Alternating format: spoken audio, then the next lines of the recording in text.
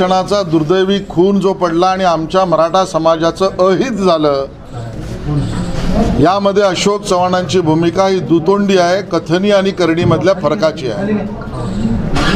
किंबहुना त्यांच्या वर्तणुकीचा आणि त्यामुळे झालेल्या परिणामावर मराठा समाजाचं आरक्षण जे गेलं त्याचं वर्णन करायचं झालं तर चव्हाण साहेबांच्या तोंडात गोड आणि मनात खोड अशा स्वरूपाचं आहे.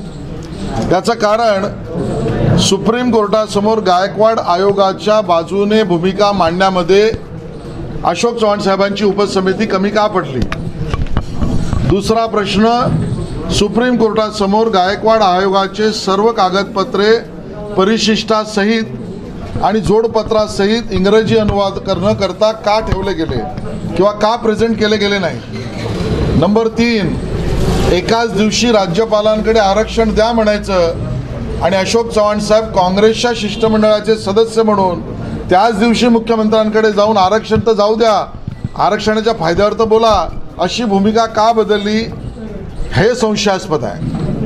आम्हाला हेही संशयास्पद आहे की ज्या पद्धतीने महाराष्ट्र सरकारचे वकील म्हणून मुकुल रोहतगी सुप्रीम कोर्टामध्ये आर्ग्युमेंट करताना त्यांना हे म्हणावं लागलं की सरकार माझं अशील आहे पण महाराष्ट्र सरकार मला मदत करत नाही की मी योग्य भूमिका मांडू शकेन, असं वकिलाला का म्हणावं लागलं आणि सातत्याने कोर्टासमोर ॲडजस्टमेंट का घ्याव्या लागल्यात, या 5ही प्रश्नांना उत्तर दिसतं की कथनी आणि करणीमध्ये अशोक चव्हाणांच्या फरक आहेत.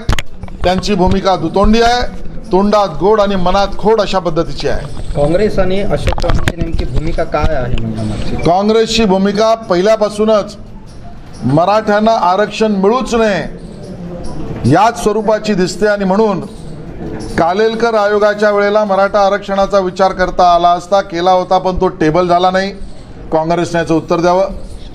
नंबर 2, मंडल आयोगाच्या वेळेला मागासलेपणाच्या जातींची चर्चा करताना मराठ्यांना नाकारण्यात का आलं, राज्यात काँग्रेसचं सरकार होतं, त्यांनी उत्तर द्यावं. नंबर 3, खरे आणि बापट आयोगाने मराठा समाजाचं मागासलेपण नाकारलं, त्यांनी नाकारलेलं मागासलेपण आम्हाला मान्य नाही असा निर्णय तत्कालीन काँग्रेसच्या सरकारने का नाही केला, ह्याचं उत्तर काँग्रेसने द्यावं. आणि नंबर 4, पृथ्वीराज चव्हाण साहेबांच्या सरकारने आयोग न नेमता समितीच्या आधारावर जे आरक्षण दिलं ते टिकणारच नव्हतं अशी कार्यपद्धती का केली, याचा अर्थ सातत्याने या महाराष्ट्रात मराठ्यांना आरक्षण मिळूच नये अशी भूमिका काँग्रेसने घेतली आहे आणि आज त्याला शिवसेनेचं समर्थन आहे. अशोक चव्हाण जे आहे उपसमितीचे आरक्षण मिळवण्यासाठी अपयशी ठरले, म्हणजे त्यांनी आता राजीनामा द्यावा का? मला वाटतं समाजाची भावना त्याच्यापेक्षा वेगळी नाही आहे. ओबीसीचं राजकीय आरक्षण रद्द झाल्याने भाजपाने आक्रमक भूमिका घेतली आहे. गुरुवारी भाजपाच्या ओबीसी आघाडीच्या वतीने राज्यभर राज्य सरकार विरोधात आक्रोश आंदोलन करण्यात आले. नांदेडमध्ये देखील भाजपाच्या ओबीसी आघाडीच्या वतीने जिल्हाधिकारी कार्यालयासमोर आक्रोश आंदोलन करण्यात आले. स्थानिक स्वराज्य संस्थांमधील ओबीसीचं आरक्षण न्यायालयाने रद्द केलं आहे. राज्य सरकारने ओबीसीच्या राजकीय आरक्षणाबाबत न्यायालयात ओबीसीची बाजू मांडली नाही. बाजू मांडताना राज्य सरकार कमी पडले, त्यामुळे ओबीसीचे राजकीय आरक्षण न्यायालयाने रद्द ठरवले आहे. राजकीय आरक्षण रद्द झाल्याने भाजपाने आक्रमक भूमिका घेत राज्यभर राज्य सरकार विरोधात आक्रोश आंदोलन केले.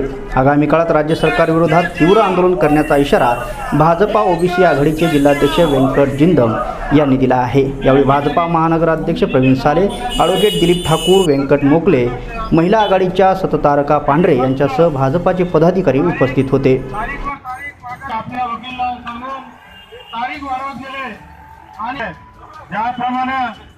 ओबीसी समाजाचं जे स्थानिक स्वराज्य संस्थेमध्ये आरक्षण होतं ते ह्या ठाकरे सरकारच्या दुर्लक्षामुळं